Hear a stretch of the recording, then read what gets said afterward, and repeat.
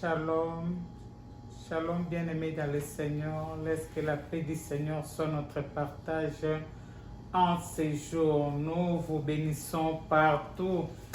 Bambote ebele bisika nyonso to bokutani bozolanda biso na mokona lelo tika ete ya Nzambe asalela biso bolamu na présence na ye. Grande ma joie de recevoir aujourd'hui encore pour la énième fois Maman Marthe. Elle est pasteur, elle est la femme, l'épouse du pasteur, elle-même aussi elle est pasteur. To pambola mamingi na nzela na ye. Alors toza na koyamba isusu avant to koma na présentation na ngito kangami to bondela. Père, nous voulons te dire merci parce que tu es un Dieu d'amour. Merci de nous avoir choisis en ce jour, de nous avoir sélectionnés parmi les vivants. Merci pour le souffle de vie. Merci pour le mouvement et l'être. Merci pour la paix que tu nous donnes. Reçois l'honneur, la gloire, la louange. Saint-Esprit, nous avons besoin de toi. Prends le devant de toutes choses. Dirige ces moments. Laisse que ce moment nous soit favorable et nous et ceux qui vont nous suivre en différé. Oui, Seigneur, bénis ces moments. Glorifie-toi dans le moindre chose, dans le nom puissant de notre Seigneur et Sauveur Jésus-Christ. Amen. Hein? Amen. Amen. Amen. Amen. Ngaya bino, servante na bino, mosai na bino, mama Shiki Esuka Omatoko. Wana tozali koyamba invité na biso, ye moko ko se présenter bien. Maman Pasteur Marthe. Mais yamboto fongola mayanga na biso na ngito tanga wa verset mibale. Totangi ya liboso na mukanda na Psaume 115, balobi non pas à nous, ô Éternel, non pas à nous, mais à ton nom donne gloire. Tolingete o nyoso tokosala na mokolo na lelo na pokwa na lele kembo eyeba na kozonga epai na mokili na ye na biso lokumu ezonga na oyo azali komérite. Oui, celui qui est sous na verset na biso ya Jean 15 na otanga ka muke ponga na zana motei ya lelo te motei aza pembeni tongi to lia bien lobi to lia qui déjà bien na nzela na ye ya Jean 15 chapitre 15 na verset 16e balobi, ce n'est pas vous qui m'avez choisi, non, c'est moi qui vous ai choisi. Je vous ai donné mission d'aller, de porter des fruits qui soient durables. Alors le Père vous accordera tout ce que vous lui demanderez en mon nom. Biso nde topona ete me yende apona biso. Yende apona asara shwa na eliko na biso.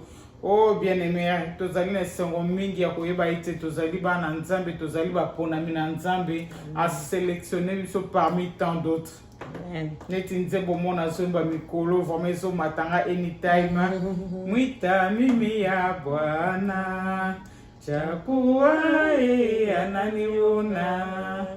Mwita mimi ya Bwana chakua ananiona na kati na bato amoninga aponinga aselektione ngai akomisinga mosali na etika ete lokumu ezonga epai na Nzambe teme na biso oyo tozali koévolue na ngo mikolo oyo totirango na livre ya Psaume 68 dans le verset 12e là où il est dit bon biso tokomi yango boy, lève-toi messagère de la bonne nouvelle.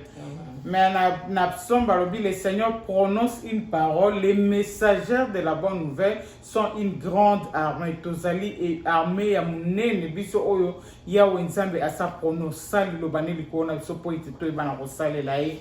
Alors tozali kotika motei na biso ya mokona lelo a se présenter peut-être na ye maman tika ete ya Nzambe apambola yo nazala na sengo kozala pembe na yo osala fierté na nga osala esengo na ngai ozali koleka kuti ndeko na ngai tika Nzambe apambola maman eza réciproque ete bai na ngai vraiment Nzambe amona yo mama Shiki na ndenge nyonso o contribuaka na musala na Nzambe o tozali kosala Nzambe amona yo azongisa susu mingi mpona nzela na yo pesa kanga susu courage lisusu makasi nzambe apambola o mama. Amen. Pour na koganeta na biso na lingi ko se présenter de mama Chiki ici déjà à Lobi na banza pona batu mususu naza muto ya sika epai na bino mais batu mususu bayebi ke naza muto ya sika te pembe na mama Chiki et na musala oyo ya nzambe puisque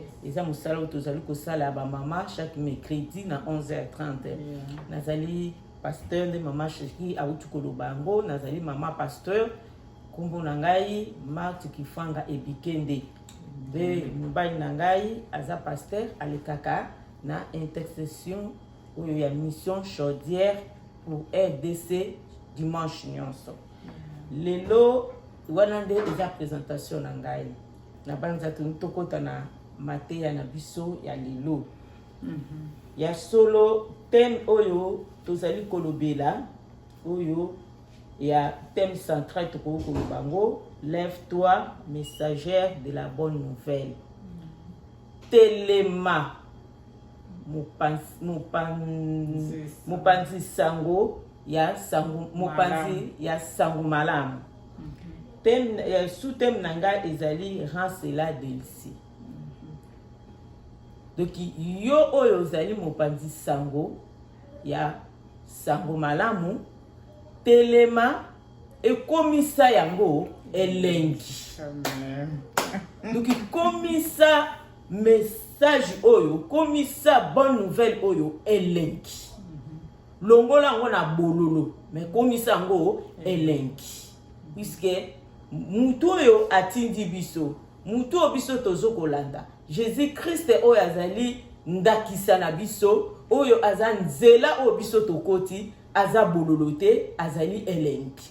Alors yo oyo oza messagère oyo telemi pona bonne nouvelle esengeli yo poza elengi okomisa message oyo elengi po mutu azali koyoka yango o transmettre pe elengi epai na ye esika bololo ezali.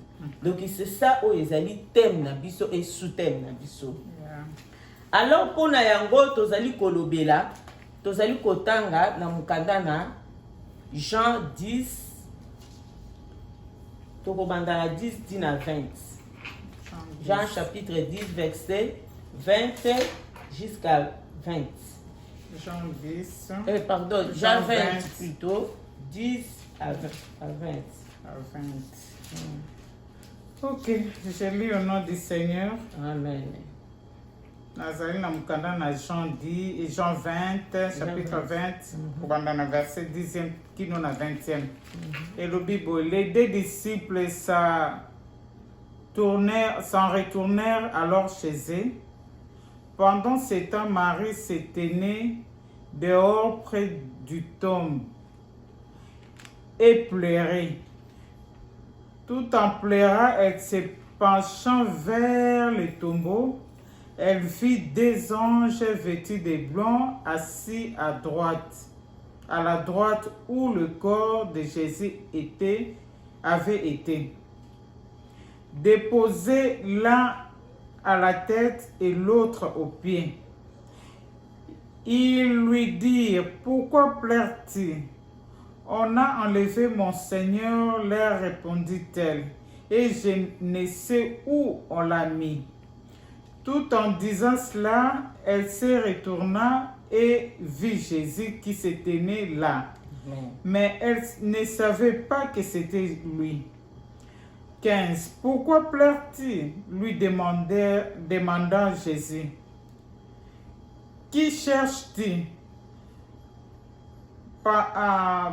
Passant que c'était le gardien du jardin, elle lui dit, si c'est toi qui l'as emporté, dis-moi où tu l'as mis pour que j'aille le répondre.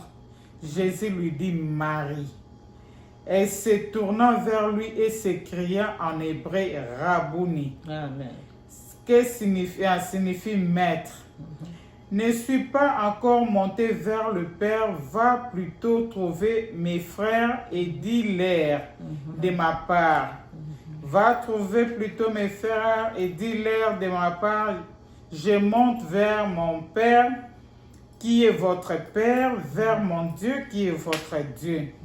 Mais Marie de Magdala alla donc annoncer aux disciples, j'ai vu le Seigneur, et elle leur rapporta ce qui lui avait arrivé, lui avait dit. 19. Ce même dimanche, dans la soirée, les disciples étaient dans une maison dont ils avaient verrouillé les portes parce qu'ils avaient peur des chefs des Juifs. Comme la 19. Jésus vit et se trouva là au milieu d'eux, et il leur dit, que la paix soit avec vous. 20. Tout en disant cela, il leur montra ses mains et ses côtes. Les disciples furent remplis de joie parce qu'ils voyaient le Seigneur. Amen, amen, amen, amen, amen. Amen. Shalom, shalom, maman. Vraiment, tozana tana biso ya kopete te koti na mateya na biso. Na banza na lecture oyo touti kolanda ezali lisolo ya Marie, ezali lisolo ya résurrection ya Jésus. Jésus a sekui. Tangu Jésus a sekui, Marie comme azalaki na habitude ya kokenda kakotala bisika oyo bakundi mukonzi. Tangu akei Marie de Magdala akuti tombeau vide. Akuti kaka babande oyo baliyaki Jésus nde ekwei na pembeni. Mais bisika batiaki Jésus na kunda azali susute. Marie de Magdala atali alobi non. Akimi mbango ake koyebisa ba disciple. Wana ba disciple bazali bakangami baza esika moko. Mais Pierre nani bazalaki na kobanga babimaki te. Marie tangu akei ayebisi bango ba ye. Tangu ba ye po batala ya solo makambu mwaso azoloba eza ya solo to eza lokuta. Tangu bakomi bakuti réellement que tombeau eza vide. Jésus azate. Et batali baluki bamonite. Wana Marie atelemi libanda azolela. Po ayebite kote nini batie nzoto na Yesu Christ. Et ba disciple tango bavandi batali bamoni lo kote baluki bazongi. Ye atikali ye moko azali kotala azali kolela. Et na kotikala ye moko aye kokutana na Jésus. Amoni batu balati ba ange balati bilamba ya pembe et ba tuniye wapi ye tsuka tuni bango nazali koluka mukonzi nanga botie ye wapi. Soki bolongoli ye kote bomemi ye bolakisa ngai ye nakende kozwa nzoto na ye nakende nango. Isika sikoyo Jésus ye moko aye amoni kolela ya Marie, amoni ke nani Marie azali koluka akanisi ke bato wana baza ba jardinier oyo bazali ko babimeli okete ezalaki Jésus ye moko oyo abimelaki Marie.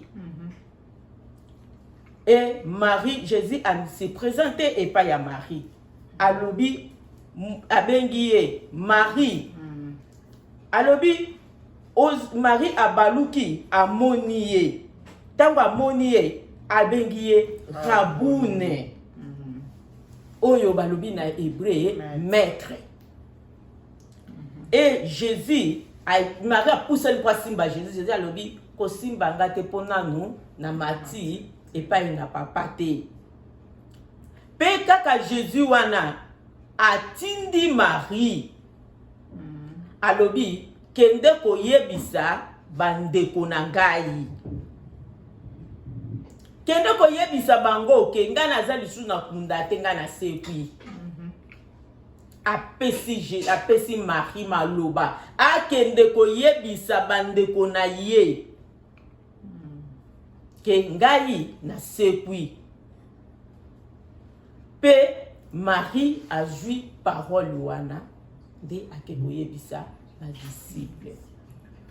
Oyo ya biso motuya, oyo ya biso tolingi kolobela na biso oyo toza ba messagère ya bonne nouvelle. Eza nini? Mwasi komi kakula te. Komi mona te ke oza moindre. Komi mona te oza produit hasard katikati ya mibali. Puisque ce qui totali na histoire ya Marie de Magdala azalaki même pas na rôle tant Jésus azalaki nanu akufite. Soko landi okomona yete esika moko okomona Jésus azalaki na ba disciple.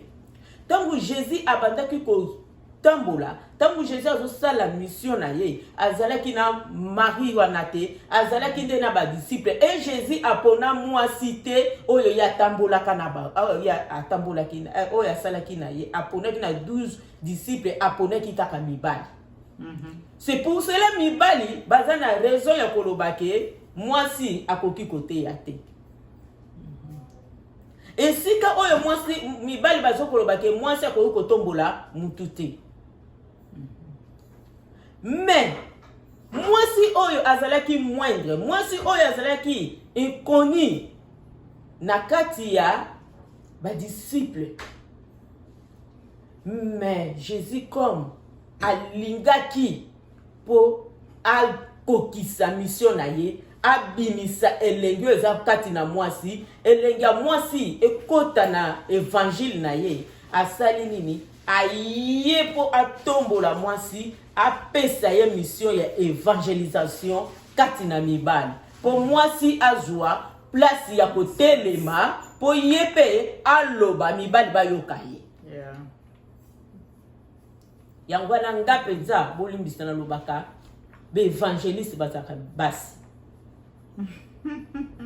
Puisque à partir esika oyo mwasi yo ba pesaki yo oyo ezali don ya évangélisation. Puisque Jésus ye moko ba disciple ba mibali bazongi ba o bazalaki na Jésus. Bazongi. Mais mwasi atikali. Mwasi atikali. Et na kati ya tombo, côté o tombo eza vide, libulu. Eloko eza te, o ekoki kobandisa mwasi o balabaka, mwasi abangaka pamba pamba. Mais mwasi atikali, nesika o bakundi mutu avandi na mutema, asipote. Abina zoko lela na yeba place batie. Et Jésus aye ko mi bimela, aye ko mi bimisa epai na mwasi. Mwasi amemi bonne nouvelle ya résurrection ya Jésus kati na ba disciple. Mama ozolandanga, oyo déjà si ba etufayo. Ozana ministère Nzambe, e Nzamba lobela yo. Ozo kotala na koloba ndenge ni balobi ke mwasa ko kote ya te. Na koloba ndenge ni po balobi ke mwasa ko kote mate. Tika na yebiso na ye ko encourager yo lelo que Jésus Christ a pesaki yo manto wana ya kolobe pa ya mibali résurrection na ye ya kote ya. Asalaki awa kaka pa mibali ta ko kolongola mwasi. Tango ba disciple ba yaki tango maraki ko benga ba disciple mbele alingaki kolongola mwasi a bimoni se pa ya mibali mais mibali batali ba monite bakei mais yondo mtomonaki yo mtomonaki soki na kotambola na Jésus na ba aponaki yo mwasi te po ayebaki ke na nzela na yo mwasi nde ozalaki rejeté mabe kotaki esengeli ye akufa po azongisa yo na elengi wana kati na évangile. Yes. Puisque elengi na yo ezalaki lisusu te. C'est pour ça ozalaki moindre. Moi so azalaki moindre na histoire. Moi so azalaki inconnu na kati ya parcours ya Jésus. Po aya kokoma ti na kufa na ye. Moi, je suis azalaki et l'autre côté. Moi, je suis à mon anakité. Moi, je suis azalaki na place cité. Mais à vie place à partir de la résurrection. À partir de la résurrection, moi, je suis à vie place pour amener bonne nouvelle. Comme moi, je suis oyo et yami. Moi, je suis oyo et zangana yo. Oyo, Jésus, ayaki ko lobe la biso poto telemana bonne nouvelle. Poto mona kaka teke mibali kaka mutu bakoki koteya po biso basi tokoki koteya te balobi mwasi fo kanga munoko na assemblée des saints donc mibali non Jésus Christ akangisaki biso munoko te Jésus Christ afongolaki biso munoko atiaki maloba pai na biso po yende mutu atindaki abi kende koyebisa ba frère na nga bandeko na ngai. Donc ozana droit na évangile na nzambe. Ozana droit ya bonne nouvelle. Ozana droit ya koloba bonne nouvelle ya Jésus Christ. Bisika nyonso oyo yo kozala. Wana tozali kotanga lisusu na mukanda toujours. Ya Jean 4 25 à 30. Jean chapitre 4 verset 25 verset 25 jusqu'à verset 30. 25. Nous lisons au nom du Seigneur. Amen. Donc, malin dans la lecture, pour tous se comprendre. Les femmes lui disent, je ne sais qu'un jour le Messie doit venir, celui qu'on appelle le Christ. Quand il sera venu, il nous expliquera tout. Je suis le Messie, moi qui te parle, lui dit Jésus. Là, c'était la conversation de la femme samaritaine avec Jésus. Je suis un milieu pour comprendre. Si vous voulez comprendre mieux, vous commencez au début dans le verset premier.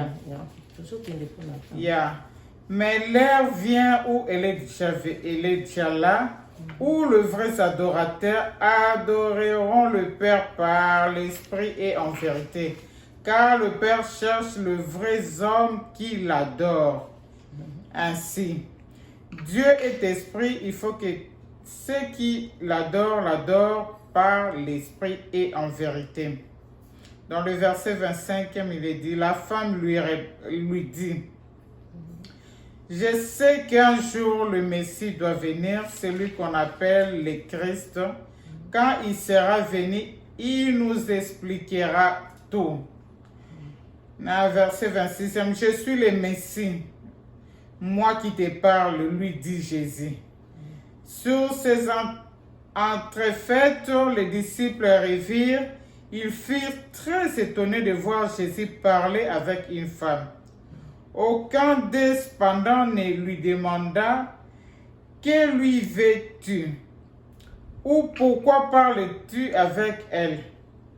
Alors la femme laissa là sa cruche, se rendit à la ville, et la voilà qui s'est mis à dire autour d'elle « Venez voir un homme qui m'a tout dit, ce que je fais, et si c'était le Christ. » Les gens sortirent de la ville pour se rendre auprès de Jésus.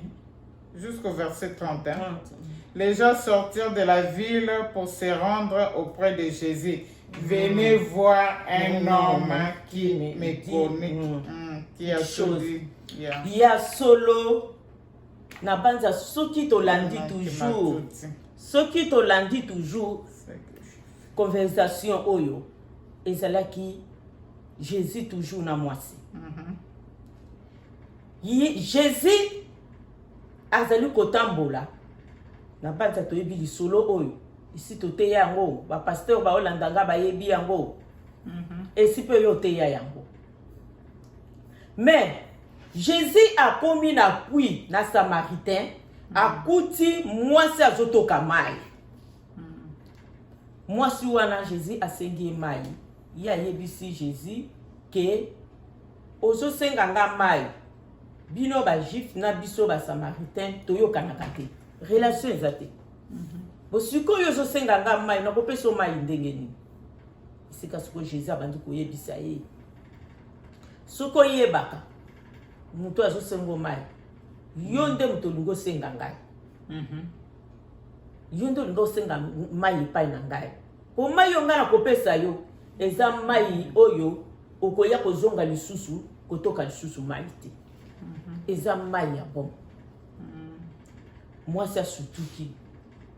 Amoni ke mai yo ya zotoka. Eza n'importance te fois zo mai yo mutu oyo azokoloba nanga mai ya bon moi. Pona zonga lisusu te.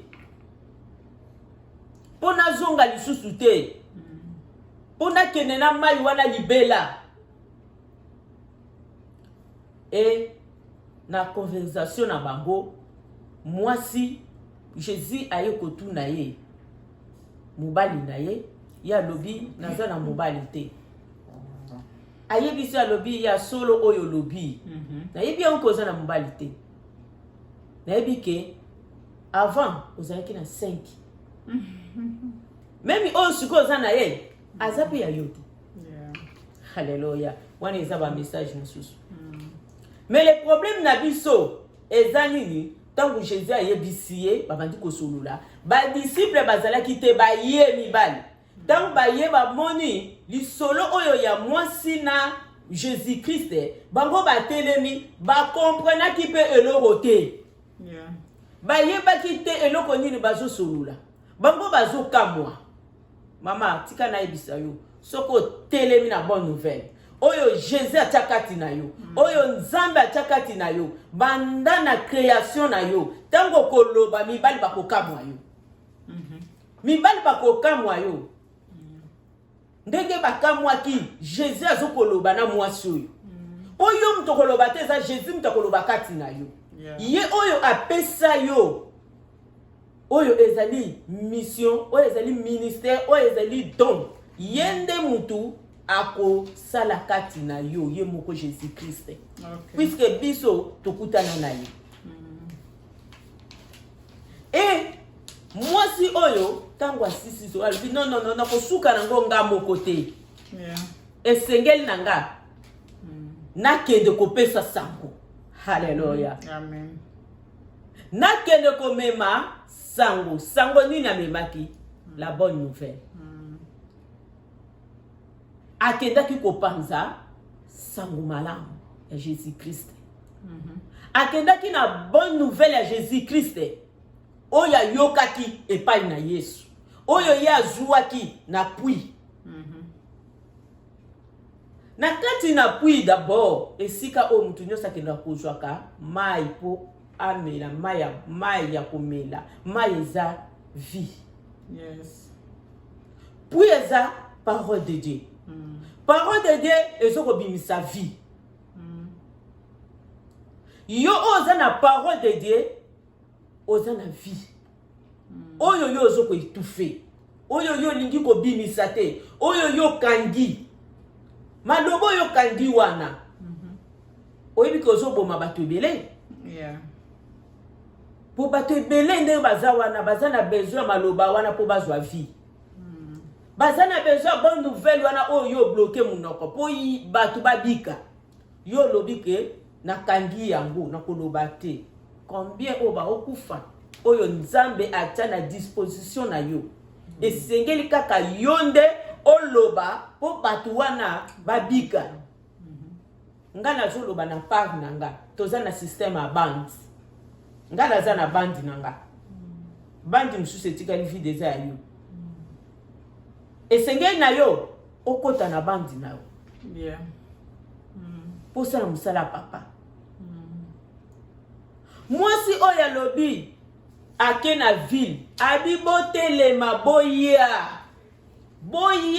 koyoka boya koyoka muntu oyo azoloba makambo alobi makambo na ngai boya akene ko évangéliser bonne nouvelle ya Jésus Christ. Et mwasi oyo azalaki chrétien te ba samaritain bazaki ba païen akena ba païen ba frère na ye akena ba païen oyo bazali ba sœur na ye Yeah. po ba ya ba longwa na monde balongwa baya na bonne nouvelle à Jésus-Christ babika baya kozwa mai ya bomoi balongwa na kufa baya na lumière balongwa na kufa baya na lobiko akeko évangéliser azwi parole ya bomoi yeba memi yango Marie de Magdala ye azalaki katina ba chrétien to ko ba puisque azalaki ye surtout lundi kuna na 24 na Luc 24 5 ata totangi yango te kaka mwasi wana abimaki na tongo oyo akendaki na ba malasi pour akende kosopa na nzoto na Yesu na tem na nini na cimetière na tombe à Jésus pour na koloba ke ye ayebaki valeur à Jésus ayebaki valeur à Jésus Jésus abimeli ebe atake ayebaki parole de Dieu yo oyo za mwana na nzambe lobike nga déjà na za mwana na nzambe na vandi na yo kaka bazote yanga baote yangai non esenge na yo otelema okene koyebisa ba frère ya Jésus-Christ et moi si oyo samaritaine oyo azalaki païen ye patelemaki na ngambu na ye tango ayoki bonne nouvelle amemi na ba païen amemi na ba païen baya kati na Yesu pour évangile na nkolo ekoma elengi ezosenga na mwasi moko oyo a comprendre oyo a comprendre parole de Dieu que non eza ngande mtro kokomisa ngo elengi pour mwasi na domaine elengi eza mwasi. Amen. C'est pour cela na domaine elengi Marie ayebaki tangu nyonso azokende na ba malasi epesa kelenge mama shiki tangu mutu a pomper malasi na nzoto mutu surtout ce eza na odeur ya kitoko mutu nyonso azozaka na tendance ya koapprocher ye na fisika atutana na ye solo wana ezala connecté pe pa na ye po azokobima elengi mpona koyebisa yo ke esengeli okomisa évangile ya nkolo elengi yango na bato ebele balobaka na kati na église okuta kaka basi soko balobi kaka seme mwasi atelemaka apesi mwasi atelemi apesi puisque mwasi aza elengi alingi kokomisa évangile elengi alingi akomisa évangile elengi meme na mbongo na ye alingi kokomisa nzoto na Kristo elengi alatisa nzoto ya Kristo meme na kopesa na ba moyen oyo aza nango po évangile na nkolo ekoma elengi na ba païen. Amen. Lelo évangile na nkolo eza susu na elengi te. Tokomisi yango bololo. Ok, biso ba messagère ya évangile ba pesaki biso yango oyo ba comprenaki mwasi oyo akomisaki yango elengi. Mais biso tokomisi yango bololo tala diable ndenge asibi kaka mwasi. Haleluya. Mwasi oza na valeur. Mwasi nzambe ayaki ko valoriser yo. Mwasi nzambe ayaki ko zongisa yo na mission na ye. Mwasi nzambe ayaki po yo otelema omema bonne nouvelle bisika oyo ekoki kokota te.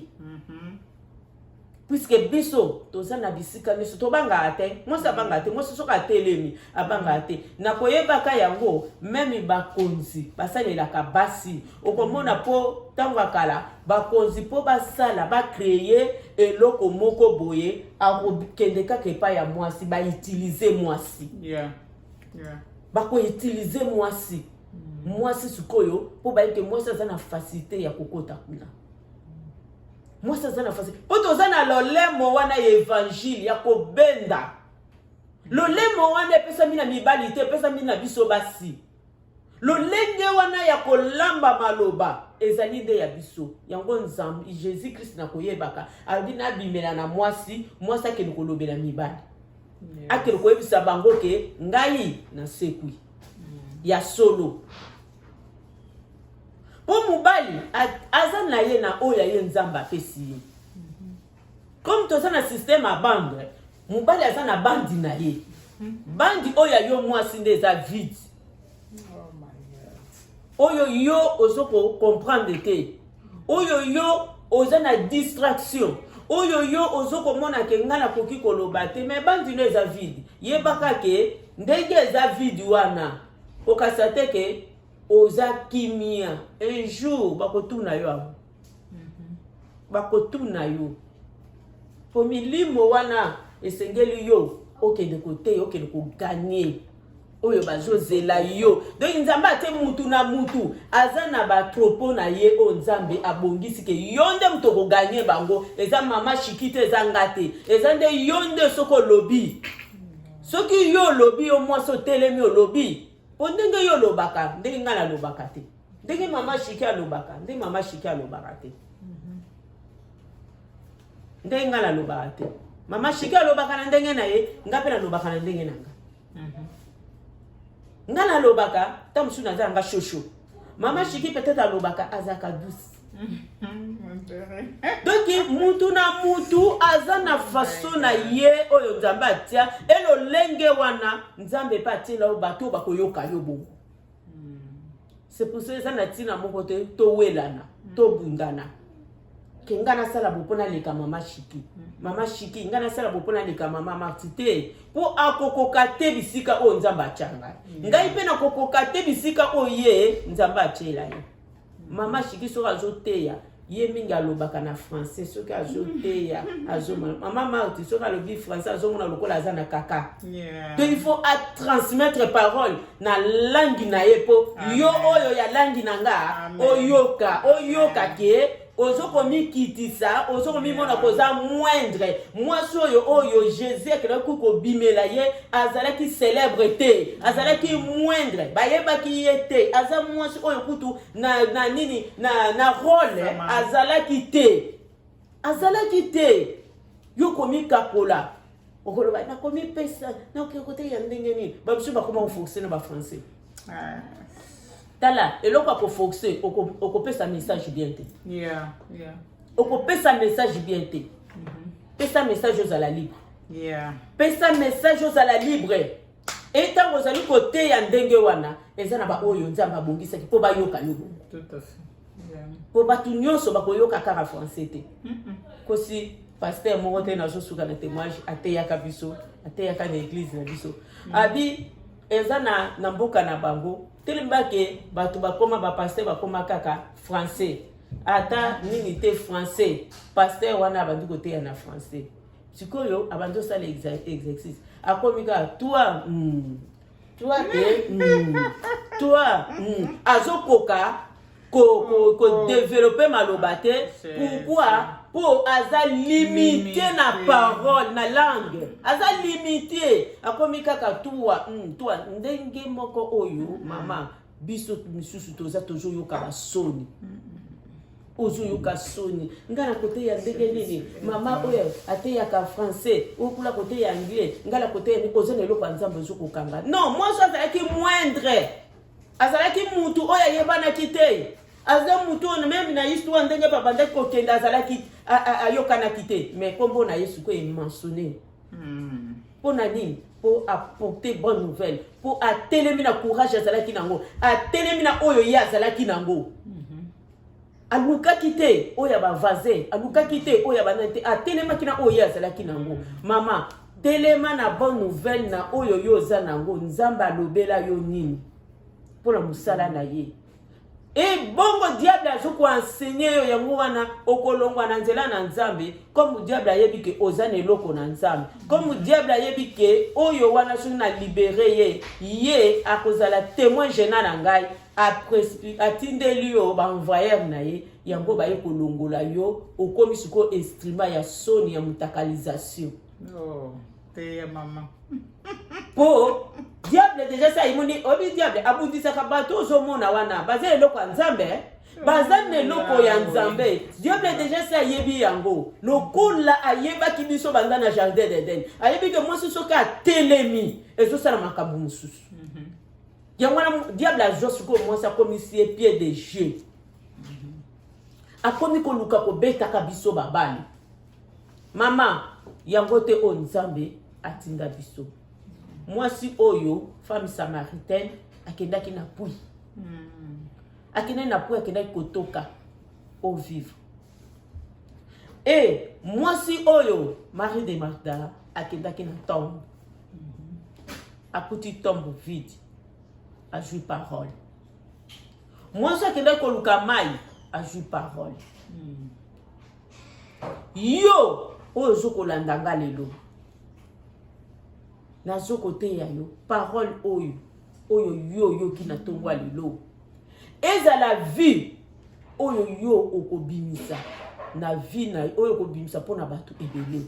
Eza la parole yo ko lamusa yo, oyo ko arrose yo, po yo otelema. Eloko Nzambe atie kati na yo, ebima. Milimo yo ezokufa, likolo na yo, bazwa vie. Komi kakolate, komi mona pamba te. Komi sa évangile, elenki. Amen. Obita una lobaka ngo, yango na za fier na ote ya na lingala. Si una lobake elenki. Na yoka pena tina michopo, tina mutema njoto mobiba. Na oyoka elenki. Amen. Soki na oloba elengi na yoka kango penza ke lokola na olia penza nini oyebi eloko ekomisa munoko elengi ezali entre tondolo ngai babeti mondenge bimisaka soyi na kati tondisaka soyi na munoko ndenge na yoka ka parole soki na zoloba parole ya elengi. Amen. Komisa évangile elengi ndenge wana na munoko na yo nde Nzamba kopambola yo. Amen. Na banza, tozongisi maloba pa Mama Shiki. Amen. Merci Maman Marthe. Totondi Nzambe vraiment.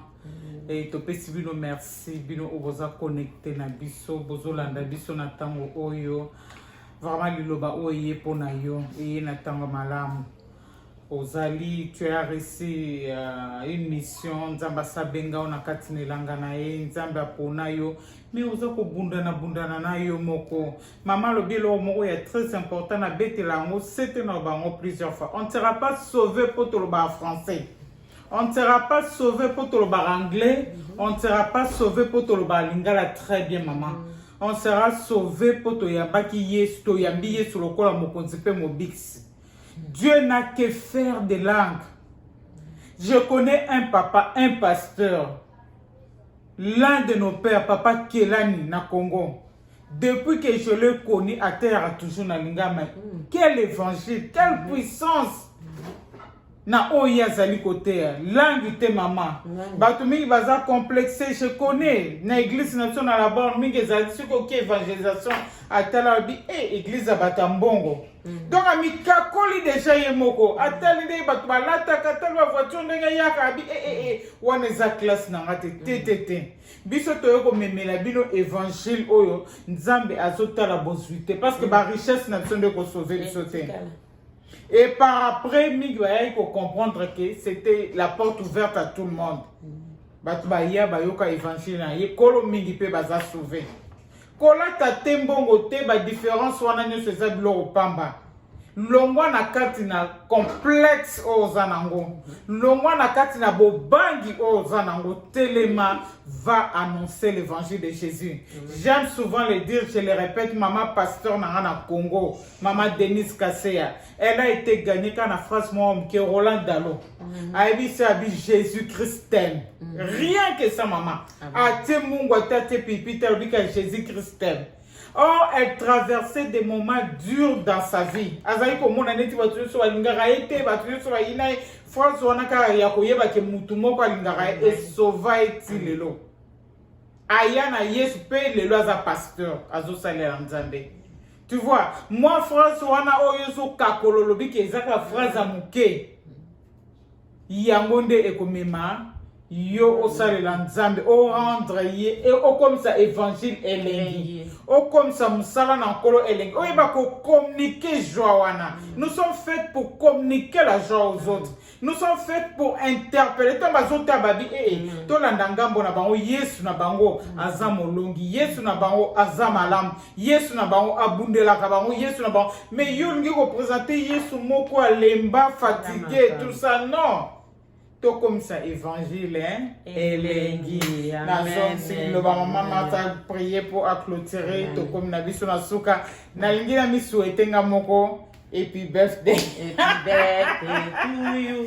Oh yeah, l'autre ezali mbota mananga nga moko na bandi déjà komi souhaiter ya l'église de septembre nzambe oyo azwangai nzambe oyo linganga ta nazalaki na mai na makila alors que mokile linganga te mama Marthe bamoni mama na babi to préféré yo mais to préféré mwana azana ibumu na ote bapesa mama kisa longola zemi nzamba bundelanga epargnanga zemi ekoli ake kotubela babi to lingi yo to lingi mwana azana ibumu na ote babengi médecin aya kosala écurtage baboma mwana nzambe wana bundelanga na bitumba na mlele nzamba telema alors que bazoboma batu nyonso na basa bazemi ekomi na tango na ngabi yete. Amen.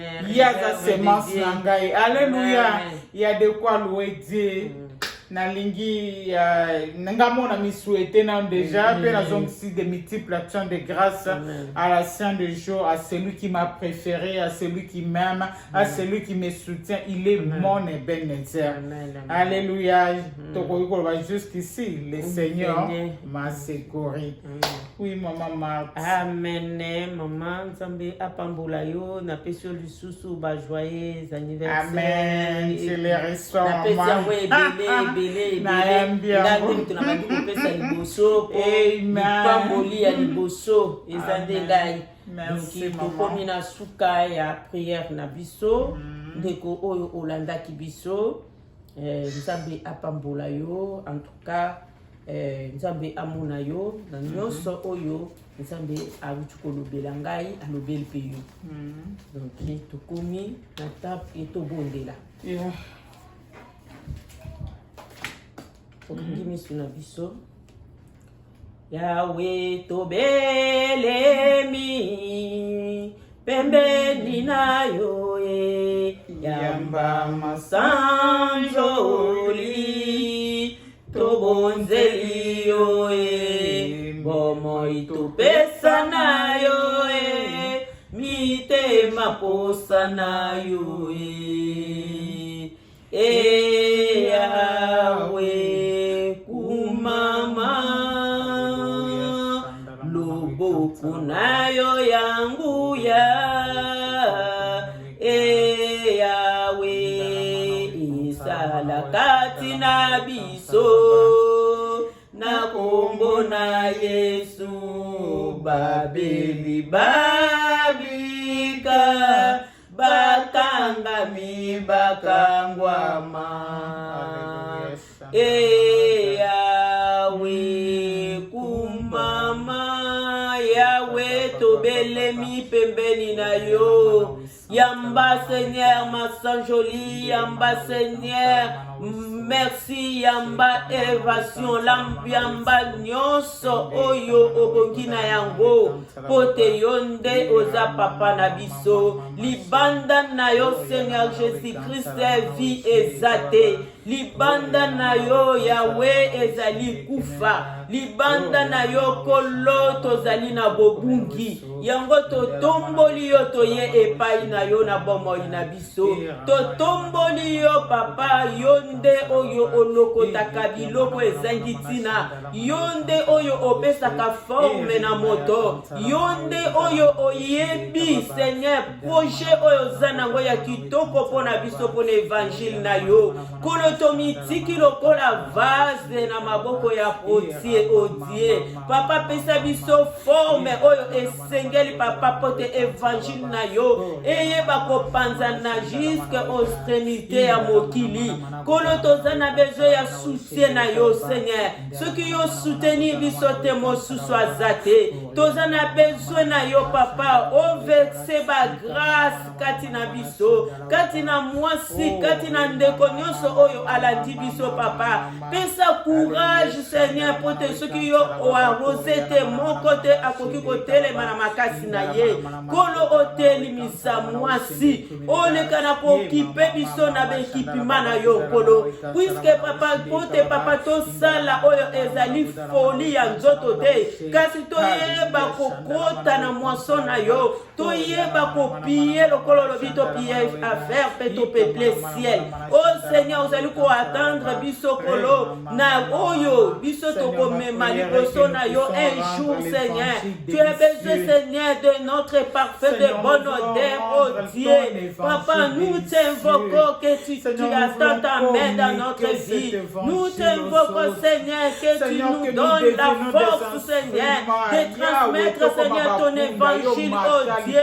Papa, étends ta main dans le cœur des femmes qui nous a suivre, Seigneur. Papa, il n'y a personne qui va transformer leur cœur si ce n'était pas toi. Oh papa, tobeleli yo, yondo zanzambe. Mona banda kuna biso na journal lelo. Mona banda kuna biso. Mona vina biso, Seigneur. Mona peuple na yo, Seigneur. Mais nous à part, Seigneur, dans tous les sortes des épidémies, dans tous les sortes, Seigneur, des attaques, Seigneur.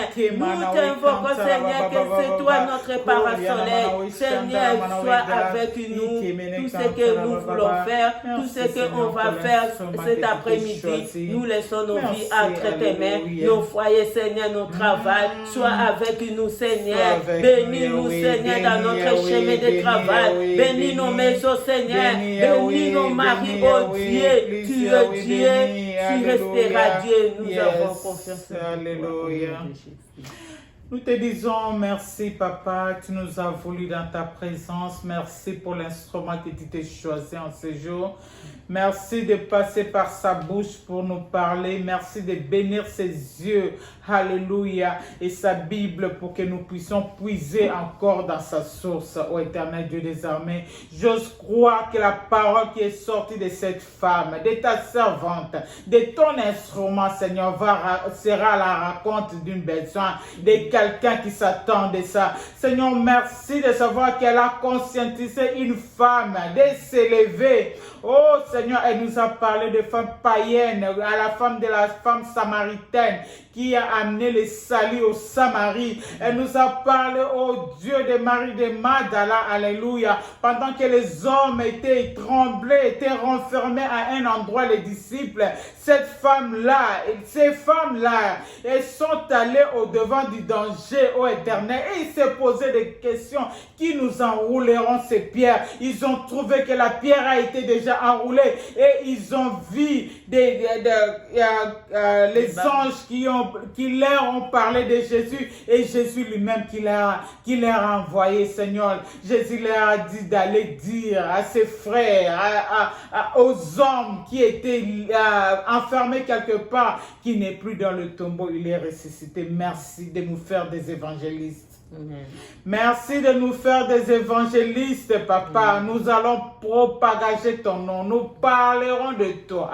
Oh Seigneur, j'aime dire que l'oko moko te kokangabiso kote sango malamu. Et l'oko moko kopekisa biso te kolobela yo nzambe kino mokolo yo kozonga kozomukili na yo to bana na yo nzambe na lola avec la force que tu nous donnes. Tu as dit à Gédéon, on va avec la force que tu as. Oui, nous sommes des héroïnes.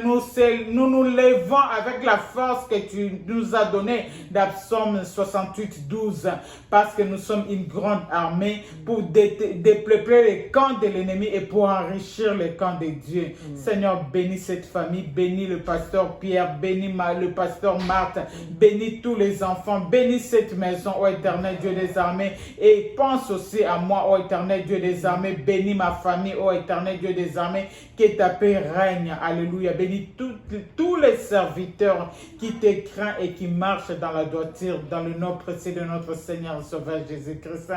Nous avons ainsi prié. Amen. Amen. Amen. Maman,